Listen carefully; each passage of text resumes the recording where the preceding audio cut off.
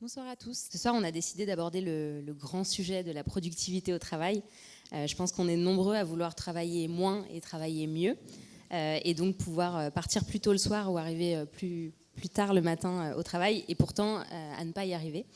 Je pense qu'on manque d'exemples concrets, de motivation, et donc le résultat de tout ça, c'est qu'on papillonne, qu'on se laisse distraire et que nos journées de travail sont parfois très longues. Nos deux intervenants, je crois qu'ils étaient comme nous avant, mais ils ont pris un peu les devants pour être plus efficaces, et ce soir ils vont nous partager du coup leur retour d'expérience sur cette vaste thématique de la productivité au travail. Pour les présenter rapidement, donc on a le plaisir d'avoir avec nous Joséphine Boucher, qui est la cofondatrice de Ticket for Change, une école nouvelle génération qui forme et accompagne les acteurs du changement, et Julien Gueugna, qui est l'auteur du livre 2 heures chrono pour mieux m'organiser, qui est aussi le fondateur d'Organisologie. Donc c'est un site qui propose du contenu et des formations sur justement ces sujets liés à la productivité. Joséphine, je vais commencer avec toi. Pourquoi le fait d'être plus productive au quotidien a été essentiel à un moment donné ? Bonjour à tous, merci pour l'invitation. Pourquoi est-ce que ça a été essentiel pour moi de devenir plus productive ? Pourquoi à un moment tu t'es posé la question et tu t'es dit il faut que je sois plus productive dans mon travail ? En fait, je me suis pas vraiment posé la question, j'ai pas vraiment eu le choix. En gros, donc on a cofondé Ticket for Change il y a 5 ans et demi maintenant. La structure, elle a grandi, elle s'est développée. On est une vingtaine de personnes dans l'équipe aujourd'hui. Ça reste une toute petite équipe et on a plein de choses à faire. Moi, mon job, il a évolué, il évolue tout le temps, tous les 3 mois, tous les 6 mois. Il faut se réinventer, il y a des nouveaux projets, on fait face à des nouveaux, des nouvelles situations, des nouveaux problèmes, etc. Et en gros, on se rend compte que moi, je me suis rendu compte que si je voulais m'engager dans la durée, si je voulais conserver mon énergie, si je voulais continuer à voir mon mec, mes potes, ma famille, faire du sport, enfin bref, les trucs à côté du travail, même si j'ai un travail que je trouve absolument passionnant, il faut que j'arrive à être plus efficace, à mieux prioriser, à me concentrer sur ce qui est vraiment important et ce qui a vraiment de l'impact au quotidien. Pour mes missions, pour le projet, et du coup en fait ça vient petit à petit. J'ai pas eu un moment où je me suis dit bon là ça va pas, j'ai la chance de pas avoir été dans une situation catastrophique niveau santé où t'es obligé de te reprendre en main, mais voilà, ça s'est fait petit à petit, et donc petit à petit, je pense qu'on en parlera après, petit à petit j'ai appris là où moi j'ai été efficace, quoi faire à quel moment, comment m'organiser pour faire telle ou telle tâche, mais ça s'apprend au fur et à mesure. Je sais pas si je réponds. Si, c'est très clair. Julien, de ton côté, toi, tu as carrément décidé d'en faire ton métier. Pourquoi ? Comment ? Je vais la faire courte. À la base, j'ai jamais vraiment aimé l'école, donc j'ai commencé ma carrière sur les chantiers. Je soulevais des poids en fait. Des charges d'un point A à un point B, et c'était pas super cool. Au bout d'un moment, je me suis dit bon, il y a probablement un autre truc à faire, et en fait j'ai fait des cours du soir en leadership et management parce que je gérais une équipe sur les chantiers, et ça nécessitait pas mal, je tremble un peu parce que c'est le café, j'en ai bu énormément, donc ça nécessitait de l'organisation parce que j'avais le job qui me prenait peut-être 10 heures par jour, avec les déplacements. Et puis ensuite, il y avait les cours du soir, et ensuite le week-end, je devais répéter pour les examens. Après, il y avait la vie, pas de famille, mais la conjointe, les amis, toutes ces petites activités qu'on doit faire à côté qui prennent finalement pas mal de temps. Et donc là, c'est le premier moment où je me suis vraiment dit, OK, il faut que je me structure, quoi. Donc ça, c'était le premier truc. Et puis après, durant mon cours du soir, j'ai commencé à bloguer. Donc leadership, management, c'est super large. Et donc, au bout d'un moment, vu que j'étais seul, j'ai dû me spécialiser sur une thématique. Donc, j'aimais beaucoup tout ce qui était communication, tout ce qui était connaissance de soi et tout ce qui était organisation. Et j'ai choisi organisation. Voilà. Donc, ça, c'était le premier déclic. Et le deuxième déclic, c'est quand j'ai quitté mon job de salarié. Donc, après, j'ai quitté les chantiers, chef de projet. Et ensuite, j'ai quitté mon job. Et quand j'ai quitté mon job et que l'argent ne rentrait pas, là, je me suis dit... il faut y aller, quoi. Donc il faut mettre en guillemets les briquettes et puis mettre le turbo. Qui est une expression suisse, non ?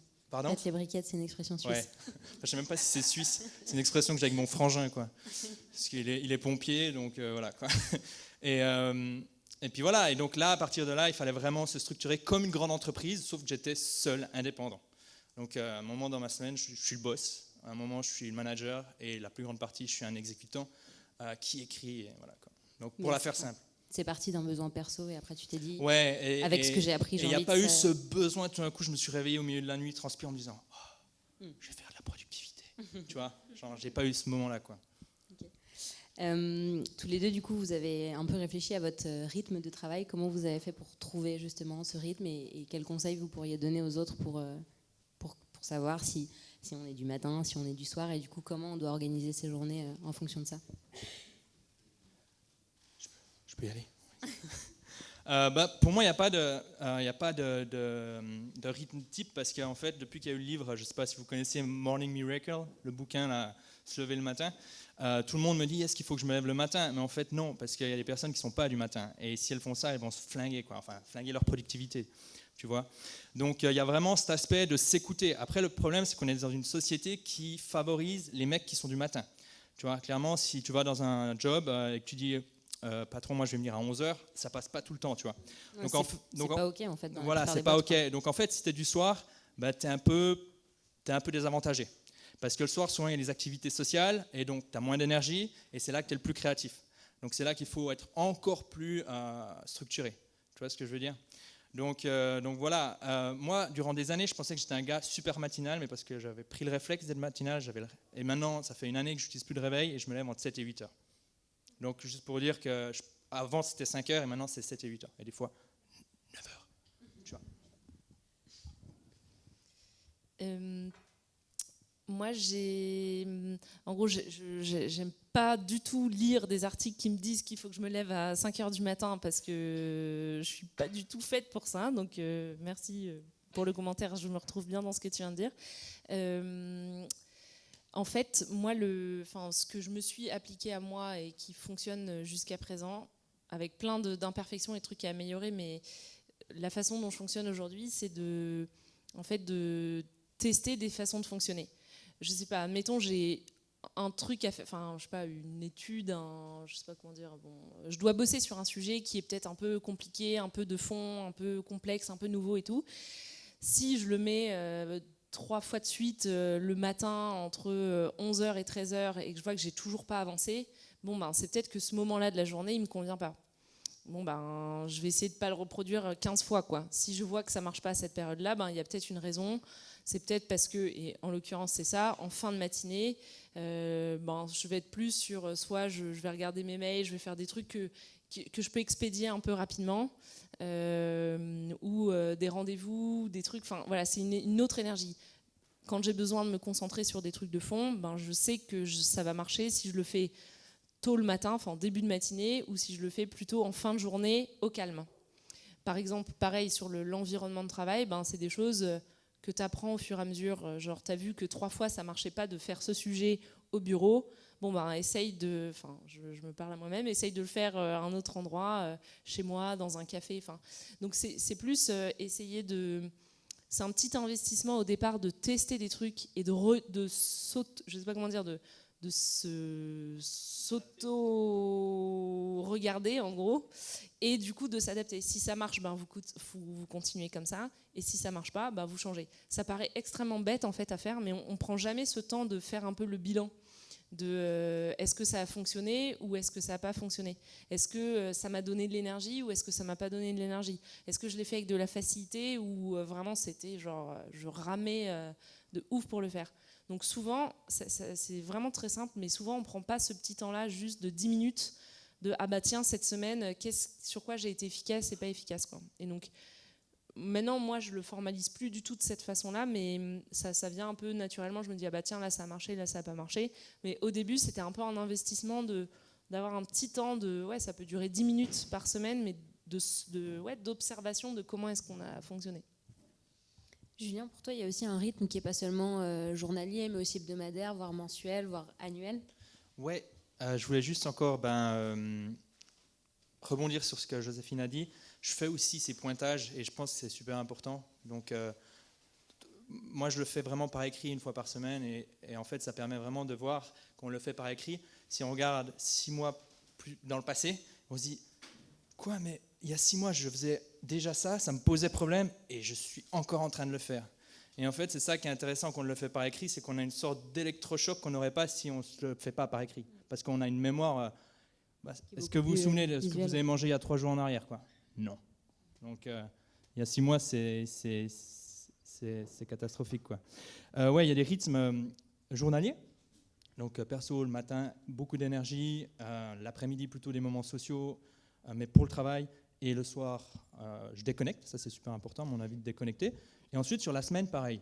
Donc, juste, je te coupe sur l'énergie le matin. Tu me disais que souvent, dans beaucoup de cas, tu avais beaucoup d'énergie 2 ou 3 heures après ton réveil naturel. Ouais, ça dépend. Mais en général, entre 9 et 11 heures, en 9h et 11h30, j'ai la patate. Donc, ça se dit, ça se dit, hein. Oui, ça se dit, ouais. Non, mais du coup, c'est aussi le cas pour beaucoup de gens avec qui tu as pu échanger. Ouais. En général, il y a quand même cette tendance. Après, c'est clair, si on se lève naturellement vers, je sais pas, vers 9h, ça va venir un petit peu plus tard. Mais en règle générale, quand même, entre 9h et midi, on a quand même des bonnes performances. Donc, il ne faut pas les gâcher sur Facebook, Instagram, LinkedIn, Gmail, TikTok, tous ces trucs, quoi. C'est un peu vieux pour utiliser TikTok, non? Je crois que Gary Vee, il y est, donc voilà. Et puis, pour répondre à ta question, lundi, mardi, grosse session de travail qui peut des fois être des journées de 10 heures. Okay. Mercredi, email, technique, amélioration des process, genre de trucs, genre les checklists, tu sais, tous ces trucs qui te permettent de vraiment travailler rapidement. Jeudi, journée créative, et vendredi, rattrapage du retard avec le samedi si vraiment. Donc voilà, ça, il ne faut pas copier-coller. C'est juste pour vous dire qu'en fait, moi, je fais pas, j'ai pas tous les jours de la semaine la même structure. Okay, et ça marche pas mal. Et peut-être que sur le mois, j'ai aussi une dynamique comme ça, mais j'ai pas encore assez de recul pour l'avoir. Par contre, sur l'année, si. C'est-à-dire, l'année, moi, juillet, août, je sais que c'est des mois où si j'ai pas les produits, ou si j'ai rien, en fait, je fais rien, en fait. J'essaye, mais ça avance pas, quoi. J'ai besoin de me reposer, alors qu'en septembre, octobre, novembre, décembre, janvier, février, mars, avril, mai, etc., j'ai la pêche.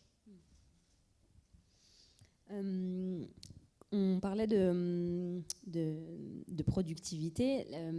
Une des premières étapes, peut-être, quand on commence sa journée, c'est aussi de la structurer, de planifier et de prioriser. Comment tu fais, Joséphine, toi, pour savoir un peu ce que tu dois faire et dans quel ordre? Moi, je définis mes objectifs par trimestre. Dans le cadre de la définition, en gros, de notre stratégie chaque année, voilà, chaque équipe va avoir un peu dans les grandes lignes quels sont nos objectifs de l'année, et ensuite on les décline par trimestre. Donc moi, par trimestre, je sais quelles sont mes priorités. Je me réfère tout le temps à ce document, à l'échelle du trimestre, à l'échelle d'un mois et même parfois à l'échelle d'une semaine. Et du coup, je mets mon énergie sur ces sujets. Et donc je le relis hyper souvent. À la fin d'un trimestre, à peu près, on n'est pas un jour près, mais à la fin d'un trimestre, je vais me dire, passer en revue du coup mes objectifs, préparer le trimestre d'après et me bloquer des temps à l'avance. Pareil, dans les grandes lignes, ça va bouger, mais me bloquer des temps à l'avance sur les sujets. Exemple, donc là, on est mi-octobre. Un de mes objectifs sur un des sujets RH de l'équipe, c'est de retravailler toute la politique de rémunération et d'augmentation. Donc, gros sujet, il faut être concentré, j'ai envie de lire des trucs, il faut concevoir les outils, il faut rencontrer des gens, enfin, ça va prendre du temps. Donc en début de mois, j'ai un peu balayé dans les grandes lignes tout le mois d'octobre, novembre, décembre, et je me suis bloqué des plages horaires. Ça ne veut pas dire que ces plages horaires, elles vont rester fixes. Voilà, je sais pas, exemple cette semaine, c'était fixé au mardi matin, en fait, mardi j'avais un autre truc, donc je l'ai décalé un autre jour, mais en fait, du coup, je me souviens, quand petit à petit les semaines se remplissent avec d'autres rendez-vous et tout, je me souviens que, en fait, il faut que je consacre au moins une demi-journée à ce sujet, parce que ça fait partie des priorités, et c'est des sujets de fond, et il faut que je me balise du temps là-dessus. Si j'ai pas ça, en fait, l'agenda, petit à petit, il se remplit. Vous mettez des réunions, des rendez-vous, des trucs qui peuvent en fait nous détourner quelque part des trucs les plus prioritaires. Ça permet aussi en fait de faire passer le message aux autres pour pas que ton agenda soit rempli de meetings extérieurs. Et en fait, moi, j'ai pas de to-do list et d'agenda. Enfin, j'ai pas de trucs séparés. Les deux sont en un. fait, avant, j'avais une to-do list avec mes to-do, mais en gros, plein de trucs qui se rayent jamais et sur lesquels on n'avance pas parce qu'en fait, on n'a pas de temps dédié à avancer sur ces tâches. Et j'avais un agenda. Et maintenant, donc, comme j'étais trop frustrée de voir cette to-do qui descendait jamais parce que j'avais pas de temps dédié à ça, j'ai mixé les deux. Donc, mon agenda est il doit pas être joli à voir. un peu horrible à regarder. Mais en fait, c'est vrai que ça montre sur quoi est-ce que je travaille. Et quand, en gros, si je fais pas ça, par exemple, je dis n'importe quoi, tout mon mardi matin va être vide parce que j'ai pas de rendez-vous et tout, mais en même temps, j'ai besoin d'avoir du taf de fond pour avancer sur mes priorités. Donc, j'ai ces objectifs-là au trimestre et je les regarde en début de chaque trimestre, en début de chaque mois, et peut-être quand je suis un peu rigoureuse, en début de chaque semaine. Mais je le fais pas tout le temps. Julien, comment tu fais, toi ? Pour m'organiser, c'est ça ? Ouais, pour prioriser, pour savoir un peu par où tu commences. Alors, pareil, c'est un truc super chiant parce que je le dis tout le temps, mais c'est vraiment cet aspect d'objectif. Et tout le monde sait, en fait, les objectifs, ouais, on sait que c'est important, mais en fait, demandez demain sur vos lieux de travail, on est quel jour ? Mercredi. Ah ouais, demandez sur vos lieux de travail, ok, c'est quoi ton objectif pour l'année à venir ? Demandez ça à vos amis, à votre famille, à vos collègues, et vous verrez que ce n'est pas des objectifs, c'est des intentions, du genre, je veux arrêter de fumer, quoi. Ok, nice, super. Je veux gagner plus. Ok, quand c'est que quand c'est que tu pourras déboucher le champagne pour célébrer ta victoire ? Tu vois, donc, en fait, je répète tout le temps. À un moment donné, je me lassais, et au final, je remarque qu'il faut que je continue de le répéter, parce qu'en fait, ça fait des décennies que des mecs qui étaient là avant moi le disent, et je continue de le dire, et je pense que tu as des mecs après moi qui continueront de le dire. Parce que c'est un truc, les objectifs, c'est chiant, ça rejoint ce que tu disais, il faut prendre le temps, tu vois. Et donc, c'est tellement plus facile de se dire, je vais sur Facebook, tu vois, ou je vais boire des coups avec mes potes, tu vois. Donc, il y a vraiment cet aspect-là. Et une fois que tu as ton objectif, tu en prends un, par exemple, pour ta santé, un pour ton job, et puis un pour, je sais pas, tu as envie d'apprendre l'anglais, tu vois, par exemple. Tu as tes 3 objectifs, c'est ce que je recommande sur une année. Et puis ensuite, évidemment, tu as ton mois en cours. Donc là, tu vas avoir encore 3 objectifs sur ton mois en cours. Des fois, tu as un objectif qui n'est pas forcément lié à ces 3 objectifs-là, parce que tu as un imprévu, tu as un truc à terminer pour un client ou un truc comme ça. Tu vois. Mais l'idée, c'est quand même que dans ton mois en cours, tu aies quelques objectifs qui sont en lien avec ton truc à l'année, quoi. Et ensuite, c'est tout con, en fait. C'est un jeu, c'est un Lego, quoi. Tu fais chaque semaine, tu dis, bon, je fais quoi maintenant ? Mes 3 objectifs de la semaine. OK. Et ensuite, chaque jour, qu'est-ce que je fais ? Mes 3 tâches. Et en fait, elles sont imbriquées. Et en fait, on se dit, ouais, mais c'est chiant, c'est super rigoureux, l'organisation tue ma créativité, etc.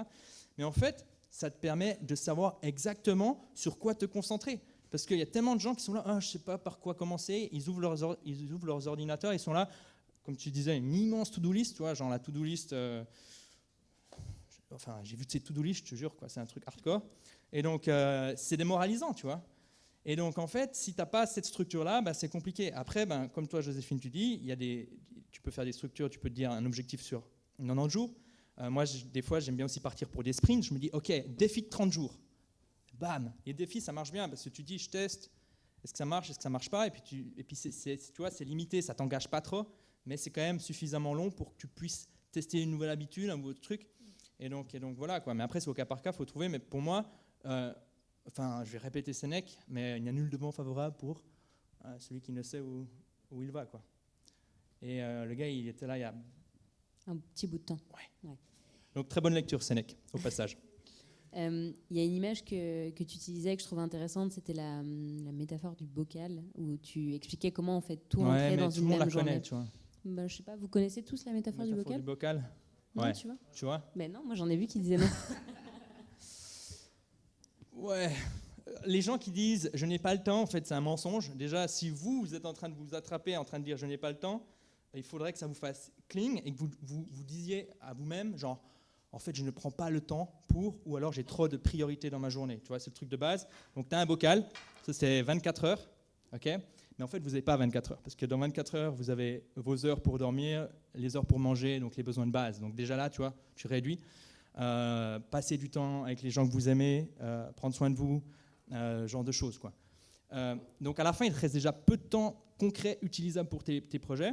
Et donc, il faut commencer par mettre les gros trucs, donc tes tâches qui sont alignées avec tes objectifs. Donc ça, c'est vraiment les trucs que tu dois mettre, parce que si tu ne fais pas de place dans ton bocal pour ça, tu vas faire rentrer d'autres trucs. Et les autres trucs, c'est quoi ? C'est les priorités des autres, genre les meetings, genre les emails, genre meeting, email, c'est souvent priorité des autres, tu vois. Et ensuite, tu rajoutes, t'évites de faire rentrer les priorités des autres avant tes priorités, tu vois.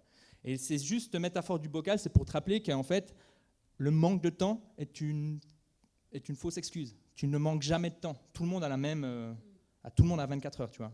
Et s'il y en a qui ont plus, j'ai de la place sur mon blog pour écrire, parce que moi, ça m'intéresse de savoir, quoi, tu vois. Donc, Et du coup, les gros projets, tu les mets en premier. Ensuite, tu mets quoi?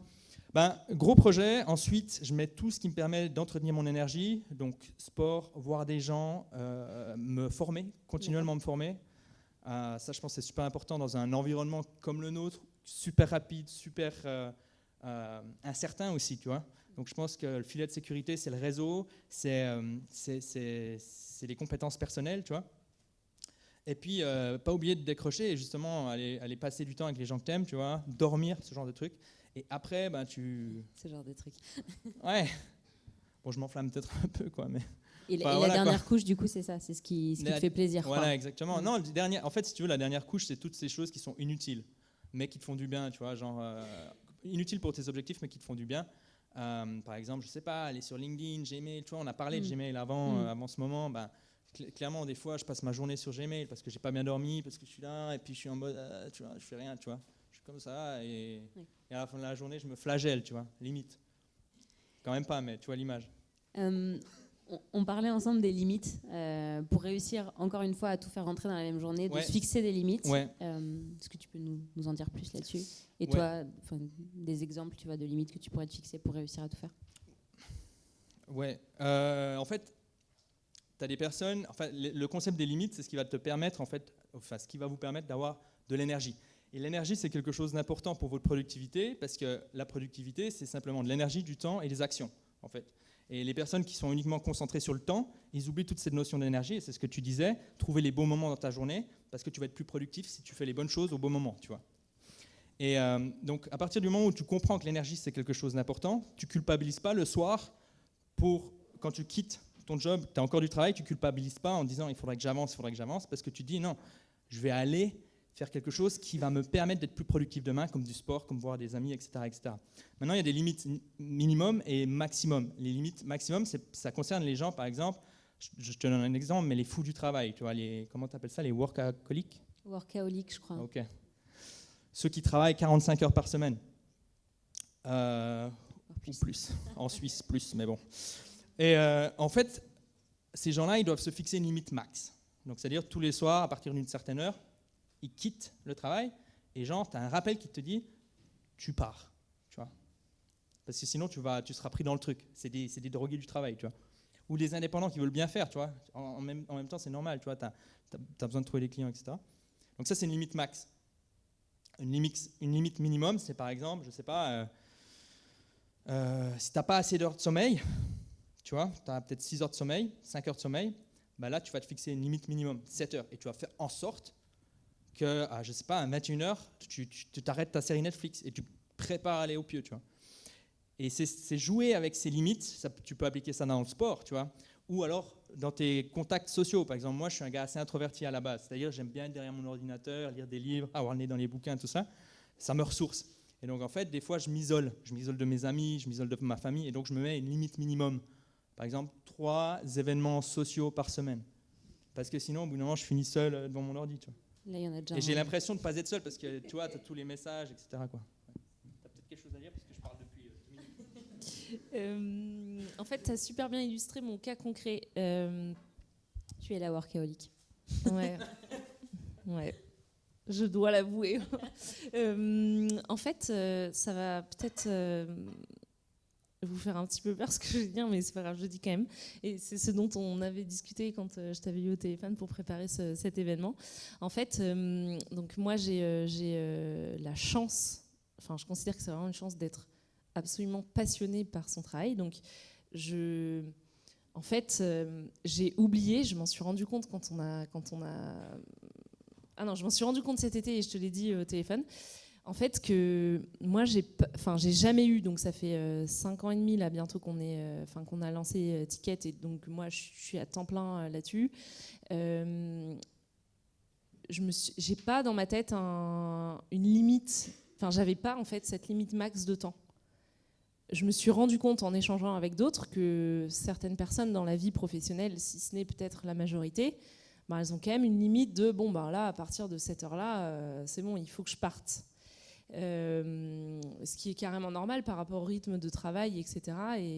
Et en fait, moi, j'avais pas cette limite-là parce que je me disais, mais je suis portée par ce que je fais, etc. Et du coup, la fin de la journée, c'était en fait, quand j'avais soit plus d'énergie, j'arrivais plus à me concentrer, soit j'avais un autre truc de prévu, soit en fait juste quand j'ai fini toutes les tâches que j'ai à faire. Mais en vrai, ça n'arrive jamais. Ça n'arrive jamais en fait. Des mails, on en aura tout le temps. Des to-do, on aura tout le temps des trucs à ajouter. Il y a un petit effet un peu bon élève, on a envie de tout cocher, de tout barrer, d'avoir tout vide, de tout cleaner et tout. Mais en fait, ça a changé ma vie le jour où en fait, j'ai compris que non, ça n'arrive jamais en fait, ce moment-là. Enfin, tant que votre projet, votre job existe, que la structure dans laquelle vous travaillez existe, ça n'arrive jamais. Donc en fait, il y a un moment, il faut se fixer cette limite, sinon c'est tous les soirs, vous finissez à je sais pas quelle heure, ça dépasse. Et puis, en fait, le risque, si vous avez la chance que c'est un taf de travailler sur un taf que vous aimez, tant mieux. Mais le risque, c'est aussi que ça finisse par pomper votre énergie et il faut faire aussi attention à ça. Et je trouve que c'est encore plus dur de justement se mettre une limite pour s'arrêter quand on adore ce qu'on est en train de faire. Parce qu'on a envie de faire toujours mieux, on a envie de faire toujours plus, on a envie d'aller plus loin, on a des nouvelles idées, on a envie d'en parler, etc. Mais en fait, si on veut tenir dans la durée, il faut réussir à se forcer quelque part à mettre ses limites, quoi. Donc moi, là, en ce moment, je suis plus dans cette démarche de... En fait, c'est sûr, là, t'es parti du taf, t'as pas du tout fini, mais... Tu vas pas bosser chez toi en rentrant, quoi. Non. Non.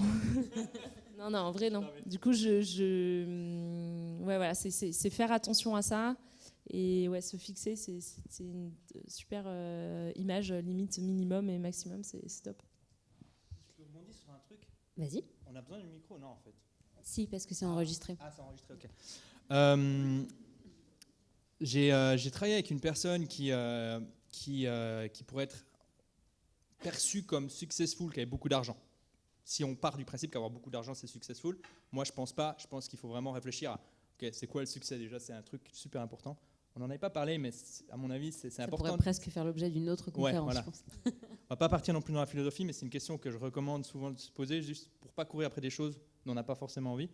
Et en fait, ce gars, au bout d'un moment, le truc, il était tellement enthousiaste dans son job, c'est qu'il a commencé à mettre de côté des choses qui étaient super importantes, comme sa famille, par exemple, comme sa santé.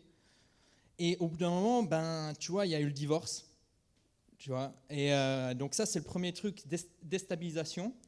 Et puis ensuite, il a commencé à avoir des problèmes de santé, il dormait plus, le gars. Donc il était sous, je sais pas, médoc, quoi. Je sais pas qu'est-ce qu'on donne aux gens qui dorment pas, mais voilà. Et c'était pas du chanvre, tu vois. C'était genre des trucs qui tabassent, tu vois. Et donc le mec, au bout d'un moment, il dormait plus ou mal. Et en fait, quand tu dors plus ou mal, qu'est-ce qui se passe? C'est que ta faculté de prendre des décisions, elle est altérée. Et tu vois plus clair. Mais clairement, tu ne vois plus clair. Tu n'entends plus les gens. Je ne sais pas s'il y a eu des insomniaques. Moi, j'ai eu de l'insomnie 4 mois, chronique. Tu vois. Tout est noir. Tu vois. Tu sors, il fait beau, mais c'est noir dans ta tête. Tu vois. Parce que tu as 2 heures de sommeil, 3 heures de sommeil. Et au bout d'un moment, quand tu arrives là-dedans, ça peut vraiment être dangereux. Tu vois. Tu ne prends plus les bonnes décisions, il y a tout qui peut s'écrouler autour de toi. Et donc, il y a clairement le burn-out, etc., tu vois. Et voire pire, hein. Tu vois ce que je veux dire? Donc c'est vraiment important, encore une fois, je donne juste cet exemple, lui il n'a pas mis des limites, et pour rien au monde j'aurais pris sa vie, mais vraiment rien au monde, quoi. Donc posez-vous des limites, et vous verrez que sur le court terme, des fois vous allez perdre, vous allez vous dire, je suis moins productif, je fais moins, mais sur le long terme vous allez gagner en qualité de vie. Et puis un autre point par rapport aux limites quotidiennes, n'hésite pas à me couper, hein.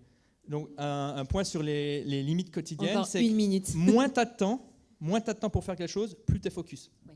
Et donc, en fait, si tu n'as pas de limite à la fin de tes journées, tu te dis que je finisse à 20h, 21h ou 22h, en fait, pause café, Facebook, machin. Si tu te mets une limite à 17h, tu as 4 heures en moins, tu vois, par exemple. Et donc, tu dis... Il faut que je sois super efficace sur cette tâche. Il faut que j'optimise. Et là, tu vas commencer à réfléchir, qu'est-ce qui a vraiment de la valeur ajoutée dans mon travail? Mais sans limite, tu n'as pas ça, tu vois. et donc tu bouffes ton sommeil, etc. Bref. Je reviens à la question de la priorisation, de comment tu découpes un peu les choses. Joséphine, toi, comment tu découpes tes tâches un peu comment tu traites les différentes choses dans la journée? Est-ce que tu as des blocs en fonction du type de tâche? Comment tu t'organises là-dessus? Donc pour j'en parlais un petit peu tout à l'heure, pour des sujets de fond, genre compliqués, nouveaux, strat, où il y a besoin de réflexion, de concentration, j'essaye de prendre des demi-journées ou des plages horaires de, on va dire, 2h30, 3h, sans interruption, si possible pas au bureau, voilà, et si possible en début de matinée, mais là c'est pour moi. J'ai des temps très courts d'une demi-heure pour checker mes mails, Slack et autres outils de communication avec l'équipe. Comme j'ai pas beaucoup de temps, ça me force à être méga efficace et du coup à pas partir dans un roman pour répondre à quelqu'un et tout.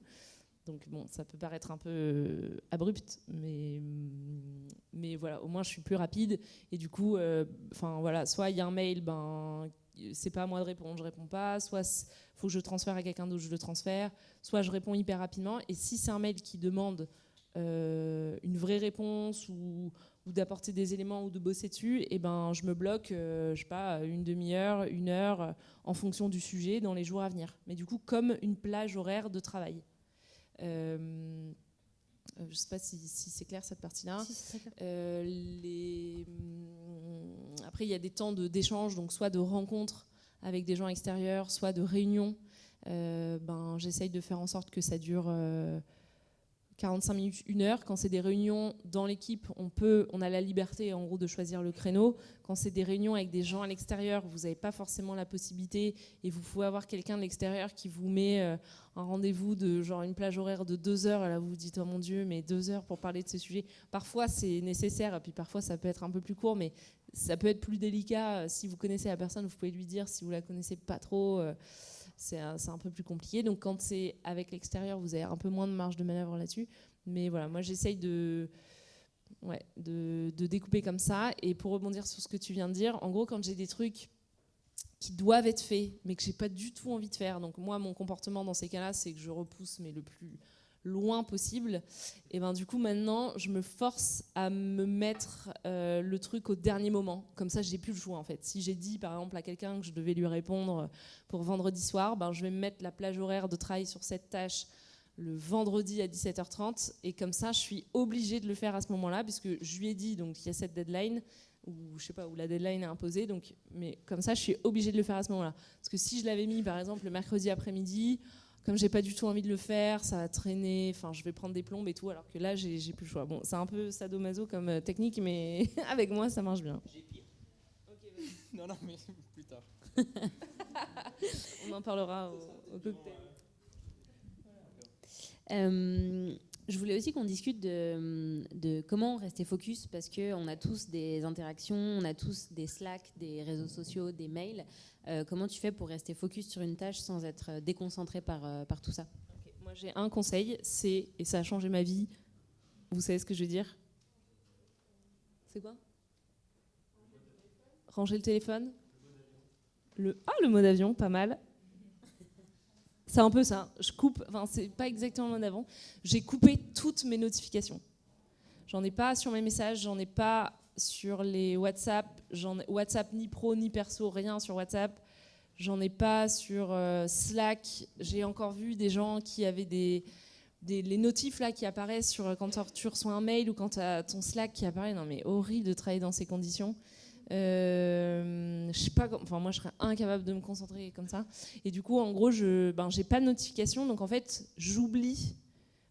Après, voilà, j'ai la chance de bosser sur des sujets que j'adore, donc si je me plonge dans un truc, voilà, je vais trop kiffer travailler dessus, je vais oublier mon téléphone pendant un moment, et donc je suis pas distraite, genre toutes les 10 minutes, je me fais un peu chier, je vais regarder à côté. Donc ça m'a vraiment, vraiment aidé. Et même en gros sur les WhatsApp perso, en fait, c'était surtout aussi mes boucles de potes où voilà, tu regardes pas pendant 10 minutes et tu as 150 messages. Et ça m'a vraiment aidé à me concentrer. C'est le truc le plus important.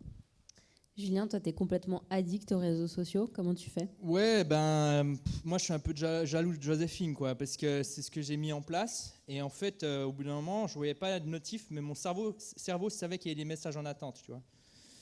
Le mien fait pareil. Mais parce que je sais que je reçois des messages, tu vois, genre là, mon smartphone est en train de recharger, je sais qu'il y a de fortes chances qu'il y a des petits trucs, quoi, qu'attendre à quelque part, tu vois. Et donc, moi, ça me suffisait pas, et j'ai mis en place des trucs assez hardcore, quoi, enfin, dans le sens où j'ai mis... Bon, alors, je vais vous parler du truc, vous allez me dire, il est complètement taré, ce gars, mais bon, c'est pas grave. Déjà, j'ai viré tous les réseaux sociaux, j'ai que WhatsApp sur mon smartphone, tu vois. Et il est sur le tout dernier écran, tu vois, tout au fond, là, tu vois, tout au fond. Donc, hop, j'ai l'écran noir et blanc, il n'y a pas de notif, pareil, évidemment. Et puis, en fait, pour tout ce qui est professionnel, vous allez me dire, ouais, mais bon, t'as qu'à réinstaller LinkedIn, t'as qu'à réinstaller Gmail, etc. Mais en fait, je connais pas mes mots de passe, tu vois. Oui, c'est qui a dit, oh putain, là, j'ai entendu. Ouais, mais bon, voilà. Et en fait, quand j'ai envie de me connecter à un truc, j'ai pas le mot de passe, tu vois. Et pour ça, tu as mis un truc en place de particulier pour perdre tous ces mots de passe. Ouais, en fait, j'ai regroupé tous mes mots de passe dans une application qui gère les mots de passe, qui s'appelle One Password, que je recommande. Et donc, en fait, il y a un mot de passe méga compliqué qui garde tous mes mots de passe. Et donc, en fait, si je veux, je sais pas, par exemple, comme ça, je suis à l'arrêt de bus et j'ai envie de me connecter sur ma boîte Gmail, par hasard, tu vois, en fait, je dois aller, donc j'ai cette impulsion, tu vois, mais je dois aller dans l'application où il y a tous mes mots de passe, donc c'est un long mot de passe, et souvent, ce truc me rappelle que je suis un accro, et je me dis, ah, c'est bon. J'arrête, et en fait, je passe à autre chose. Tu as été obligé, du coup, ce que tu me disais, c'est que tu fais pas confiance à ta volonté. Je fais pas confiance à ma volonté, et ça, je pense que c'est vraiment un truc qui m'a énormément aidé dans mon environnement, c'est-à-dire que je sais qu'un jour, je vais me dire, yes, je vais manger super clean, je vais faire du sport, je vais être super fit, tu vois. Et je sais pas, 30 minutes après, je mange un truc dégueu, tu vois.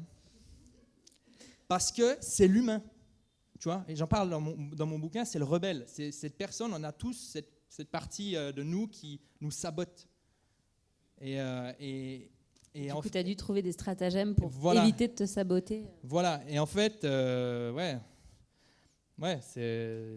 c'est pas triste, hein. Je préfère ça, en être conscient. Je pense que reconnaître son addiction est une étape en avant, quoi. Mais je pense qu'on est très nombreux dans ce cas-là. Je pense aussi. Et si vous lisez des livres un petit peu sur la gestion de l'attention, sur comment ces applications sont créées, de toute façon, c'est de plus en plus. Enfin, je pense que vous en avez tous entendu parler, quoi. Le GAFA, ces notifications, c'est fait pour nous rendre accros, quoi. C'est basé sur le fonctionnement de la dopamine, exactement. Donc, c'est un petit peu comme si vous aviez une machine à sous. Merci, exactement. Donc, ça, maintenant, on est conscient de ça. Mais tu vois, il y a la conscience, il y a savoir, et il y a faire quelque chose d'autre. Et ça, c'est ce qu'on disait au début, c'est OK, on sait que c'est bien les objectifs, mais combien font l'exercice de vraiment se poser, ou comme toi, tu te dis, OK, qu'est-ce que je vais faire ce mois, etc. Tu vois, il y a une différence entre savoir et agir.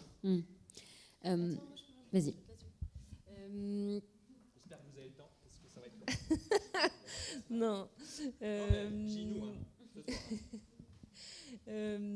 En fait, pour moi, ce qui est important, c'est de savoir, de se dire, c'est quand les moments où j'ai besoin d'être concentrée. Moi, il y a des moments où je vais passer 20 minutes à scroller mon téléphone, j'aurais rien appris, mais c'est ma détente de la journée. C'est triste de se dire, c'est le moment où tu mets un peu ton cerveau en pause et là, tu scrolles ton réseau social préféré et tout, c'est horrible. Mais en fait, ça va, il ne faut pas non plus se flageller si à un moment, voilà, c'est tout, on vit avec ça, ou alors il faut se déconnecter complètement, couper vos comptes, mais c'est tout. Moi, je le fais encore. Le tout, c'est qu'en fait, ça vous bouffe, ça vous prenne pas du temps quand vous avez besoin de faire avancer des sujets qui sont importants pour vous. Après, moi, je sais pas, quand j'ai par exemple, une tâche de fond à faire, mais qui est un peu moins excitante que les autres, ben, c'est un peu c'est un peu triste, hein, mais c'est un peu mon cadeau à la fin. Genre, je me dis, bon, allez, vas-y, là, Jojo, pendant 20 minutes, t'es concentré, tu ne check pas, tu te distrais pas à regarder les trucs. Ça marche pas du tout le temps, mais quand ça marche, ben, au bout de 20 minutes, je me dis, allez, vas-y, là, 5 minutes de hop, tu regardes à droite, à gauche et tout, puis après, tu te reconcentres. Mais en fait, faut pas non plus être en mode flagellation extrême, genre à tout le temps se dire mince, mais je suis déconcentré et tout. Enfin, c'est bon, c'est pas grave. Voilà, ça doit pas demander non plus une attention tout le temps. C'est juste quand vous avez des trucs importants à faire, qui sont importants pour vous, pour votre projet, pour votre entreprise, pour votre mission, etc. De faire avancer ce qui est important pour vous en fait. Et le reste du temps, bah, c'est OK d'être distrait sur certains trucs. Et puis heureusement qu'il y a des moments où on ne pense pas en mode productivité maximale, quoi. On parlait on abordait le sujet tout à l'heure des mails, qui est aussi une autre source, je pense, de distraction, parce qu'on a tout le temps envie d'aller checker, on est en attente d'une réponse, donc on va aller regarder systématiquement. Toi, tu ne fais plus ça maintenant. C'est quoi ton astuce pour éviter de passer sa vie sur sa boîte mail? En fait, au début, je sais pas si vous avez ça, j'avais un onglet, quelques onglets qui étaient épinglés, donc un peu toujours ouverts, dont mail et Slack, parce que c'est des outils qu'on utilise dans l'équipe. Et en fait, je me rendais compte en me disant, je gagne du temps, puisque comme c'est un truc que je vais voir souvent, bon, le fait qu'il soit épinglé, voilà, enfin. Bref, même si l'adresse est enregistrée, mais peu importe.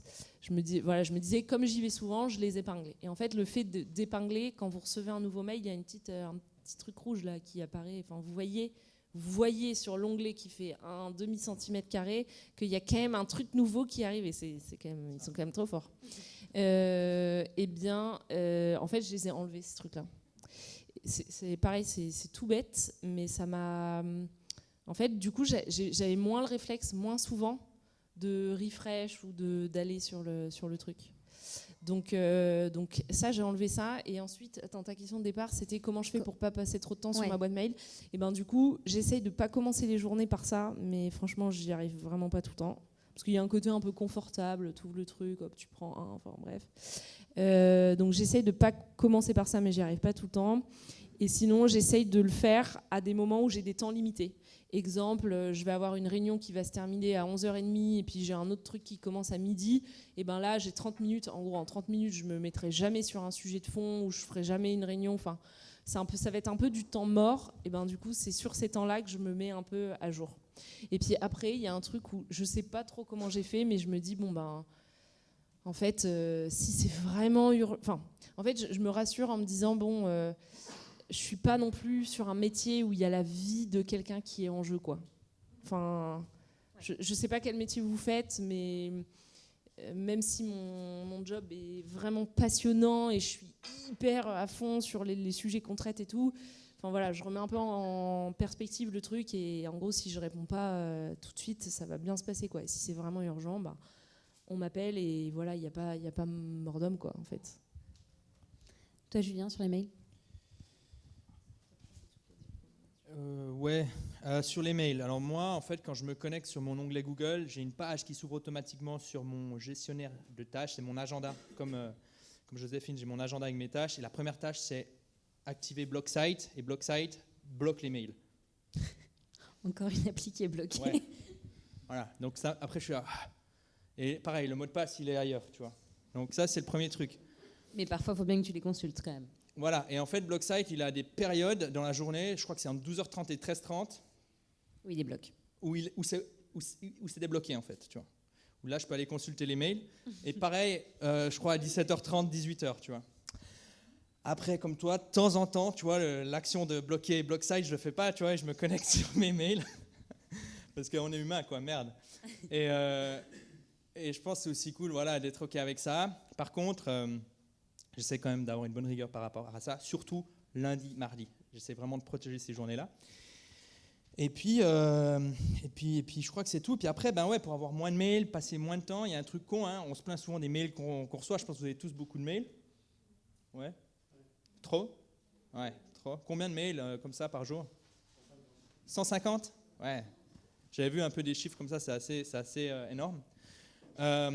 Et en fait, on se plaint des mails. mais on n'est pas forcément au top sur les mails qu'on envoie. Et moi, il y a un truc que je fais qui paraît tout con, mais je commence mes mails quand je les remplis par la pièce jointe, la signature, le corps du texte, le titre et ensuite le destinataire. Parce que souvent, on envoie des mails, on n'a pas vraiment pris le temps de réfléchir à ce qu'on envoie, et puis après, et puis j'oubliais ça.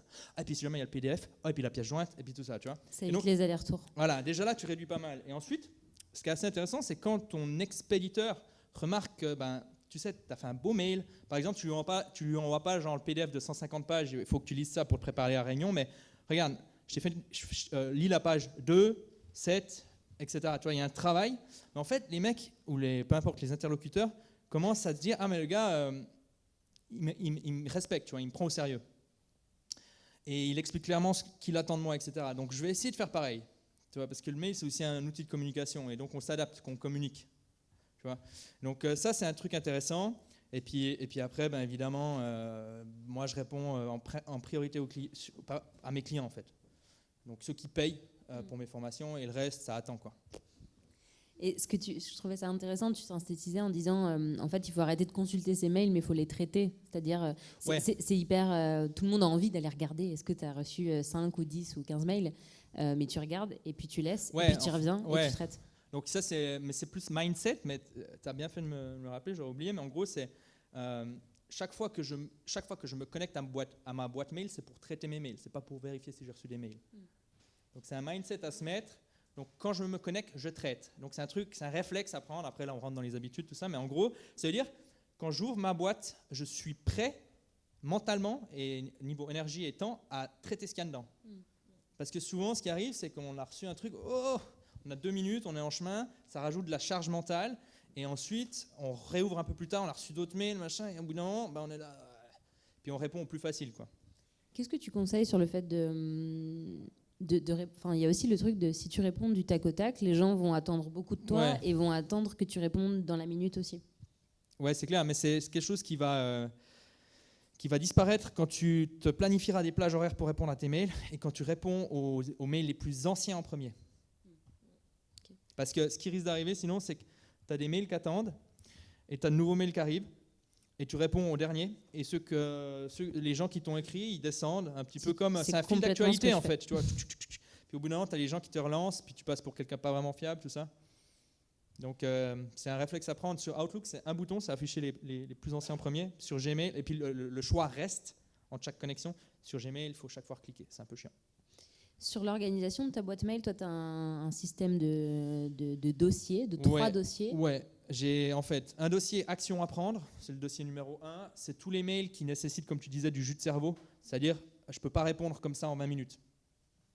Donc, je les glisse là-dedans et je me dis, OK, en fond, moi, 2 fois par semaine, j'essaye de vider ce truc. Si vous êtes CEO, ça sera peut-être 1 fois tous les jours, tu vois. Encore une fois, tout dépend de votre contexte, votre fonction, ce que vous devez faire, ce qu'on attend de vous, quoi. Après, j'ai un deuxième dossier qui est en attente de réponse. Donc, chaque fois que je demande quelque chose à des personnes, je glisse la discussion là-dedans. Et 1 fois par semaine, je retourne là-dedans, et parce que c'est mes priorités, ça. Tu vois ? La boîte de réception, c'est la priorité des autres, souvent. Mais ce dossier-là, c'est ma priorité, ce que j'attends des autres. C'est toi qui relances. Exact. Tu relances les gens, tu montres ta fiabilité, qu'il y a du suivi, ça compte aussi pour toi, etc. Et puis après, tu as un autre dossier qui s'appelle Gros Bordel. Non, c'est Archive. Et dans Archive, moi, personnellement, je glisse tout ce que j'ai envie de... c'est un gros bordel, mais tout ce que j'ai envie une fois de pouvoir retrouver. Et le reste, tu supprimes. Et le reste, je supprime. Donc, je ne suis vraiment pas pointilleux. Tu vois, typiquement, si j'ai un gars qui m'écrit « Ouais, je te recommande ça, machin, comme livre », tac, je note le livre dans une liste de lecture à livre, je supprime le mail. Je ne garde pas les mails, tu vois. Mais là encore, quand j'étais chef de projet, c'était autre chose, parce qu'ils avaient valeur de preuve. Donc, tu vois, encore une fois, il faut s'adapter à votre contexte, quoi. Et toujours être très critique par rapport à ce que je dis, quoi, ou ce que les gens disent. Vas-y. Sur les mails, souvent qu'on reçoit, on a l'impression qu'il y a un devoir de répondre dans l'urgence. Enfin, comme si la personne, elle attend immédiatement un retour. Et je trouve que, on n'ose peut-être pas forcément, on se dit, cette personne, elle a besoin d'une réponse immédiatement, et on n'ose pas peut-être moins spontanément, se dire mais attends, excuse-moi, la période elle est un petit peu chargée. Bon, en même temps c'est toujours un peu chargé, mais là je sais pas, je suis sur d'autres sujets. Est-ce que ça te va si on en parle dans 3 semaines? Plutôt que en fait, ah bah attends, je regarde mon agenda, c'est quand le moment où on peut s'en parler? D'ici demain ça te va, c'est ok pour toi? La personne elle va dire bah oui super demain, et puis si vous lui dites ah bah ça te va si on en parle dans un mois, elle va dire bah oui super dans un mois. En fait, ne pas hésiter aussi à... moi, j'essaye de faire ça. En gros, quand il y a un mail et qu'il faut que je réponde, de toujours me dire, mais attends, est-ce qu'il y a vraiment urgence sur ce sujet ?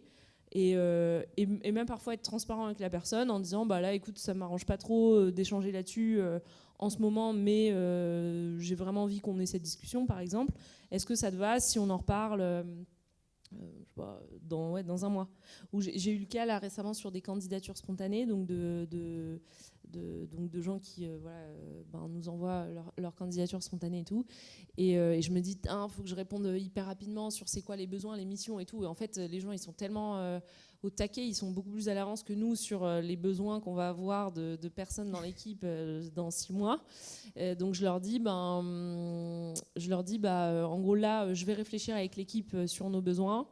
Donc ça, je me bloque des plages horaires où j'envoie les bons messages et tout pour avancer sur ces sujets. Et je dis à la personne, recontacte-moi dans 2 semaines si tu n'as pas de nouvelles.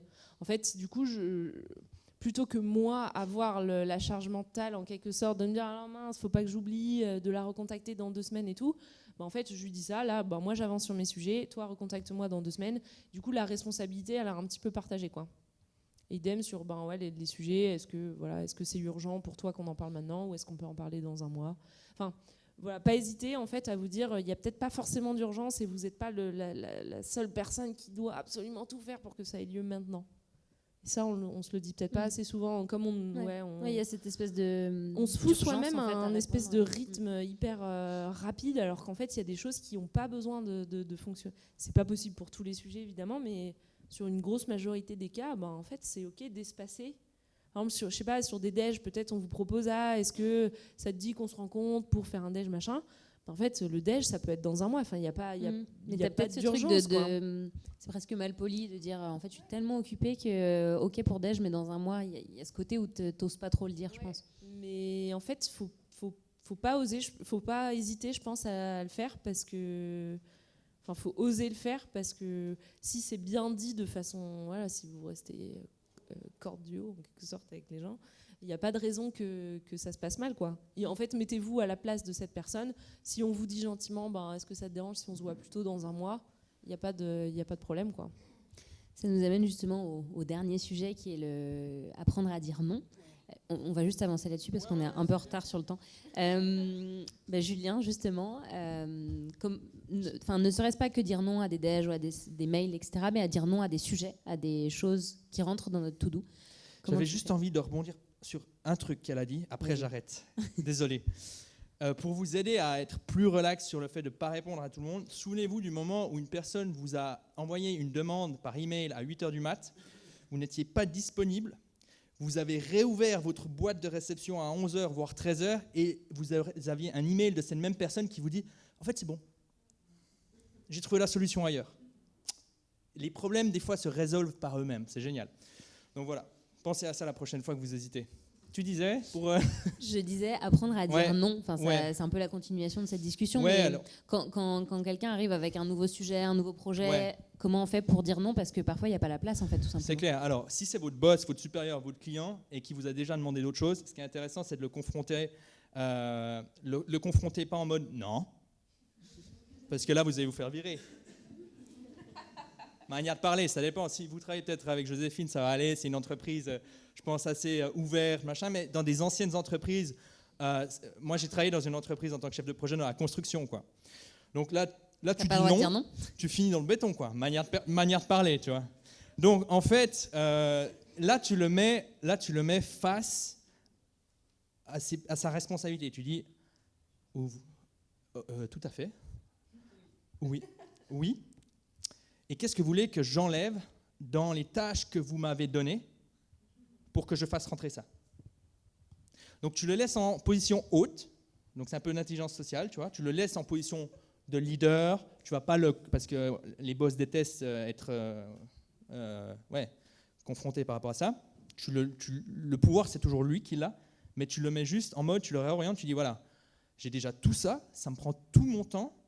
Alors soit on enlève quelque chose en mettant sur pause, je ne dis pas on va arrêter ce projet, mais on fait passer ça en deuxième position, soit on réduit la qualité de tous ces trucs et on va discuter sur la qualité. Tu vois ce que je veux dire? Donc c'est de la négoce. Et en fait, là, le mec, il va se dire, j'ai pas recruté n'importe qui, tu vois. Là, en fait, toi, tu as peur quand tu dis ça, mais dans sa tête, c'est boum, tu vois, alors. Donc c'est intéressant de faire ça. C'est très concret, quoi. Très, très concret. En fait, tu lui dis simplement que ben voilà, j'ai des ressources. Moi, je ne fais pas d'heures supplémentaires parce que j'ai envie de faire du sport, j'ai envie de travailler dans votre entreprise 5, 10, 15 ans. J'ai besoin de, tu vois, de garder mon énergie. Voilà, moi, j'ai pas envie de faire un burn-out dans 2 mois comme mon collègue XYZ. Tu vois ce que je veux dire? Donc, tu travailles dans ce sens-là, quoi. Et le plus important, il faut y croire. Joséphine, on parlait des réunions. C'est souvent aussi le problème quand on travaille dans une entreprise d'avoir beaucoup de réunions. Toi, tu te poses systématiquement la question de est-ce que je suis utile à cette réunion? Est-ce que cette personne est indispensable? Ça t'aide à gagner du temps? Donc nous, globalement dans l'équipe, dans la culture de travail, on a quand même ce truc de bon, est-ce que tout le monde est vraiment important dans cette réunion? S'il y a une réunion à plus de 3 personnes, on se dit oh mon Dieu, mais est-ce qu'il n'y a pas trop de monde? Enfin, voilà, c'est déjà une culture d'entreprise qui fait qu'on se pose cette question naturellement. Je me rends compte à l'extérieur que ce n'est vraiment pas le cas partout et que dans certains endroits, la durée minimale d'une réunion dure 2 heures. Ça me paraît horrible, mais bon. Donc, en fait, dans la mesure du possible, de tout le temps, soit quand on invite ou quand on est invité à la réunion, se dire mais pourquoi est-ce que moi je suis là? Soit parce qu'on est directement impliqué, soit parce qu'on va être... il va y avoir un impact sur nous, notre mission, notre projet ou je sais pas quoi, soit parce qu'on doit contribuer à la prise de décision, soit parce que parfois c'est un peu politique et ça peut aussi être une raison, c'est un peu chiant quand c'est comme ça, mais ça peut être une raison, ou la gestion d'un conflit ou je sais pas quoi. Enfin, bref, toujours se demander, soit quand on invite ou quand on est invité, est-ce que je dois vraiment faire partie de cette réunion? Si la culture d'entreprise vous permet de pouvoir le dire de façon ouverte, bon les gars, pourquoi je suis là, de ne pas hésiter à le faire. Si la culture d'entreprise fait que c'est un peu moins bien vu de poser cette question, c'est peut-être plus délicat, mais ça peut se poser de façon un peu... est-ce qu'on peut rappeler les objectifs de la réunion, le rôle de chacun et donc le mien, etc. Moi, ce que je fais avec ma position, elle est un petit peu particulière parce que donc je co-dirige la structure et du coup je suis vraiment en interaction avec plein de gens dans l'équipe et du coup j'hésite pas quand je commence à bosser avec quelqu'un, donc une nouvelle personne qu'on recrute ou je sais pas, une réorganisation en interne qui fait que je vais collaborer de façon plus proche avec une personne dans l'équipe. On se fait souvent un point en fait de démarrage en gros de projet. On parle de plein de sujets, notamment sur les envies de développement de la personne, etc. Il y a une question qui est posée sur comment est-ce que tu travailles de façon hyper concrète au quotidien. Est-ce que tu es plus du matin, plus du soir? Tu aimes bien qu'on t'appelle par texto?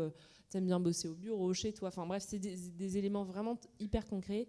Et dedans, moi, j'hésite pas à dire je suis désolée, le temps est compté, on a plein de trucs à faire, j'ai envie d'être efficace, nanana.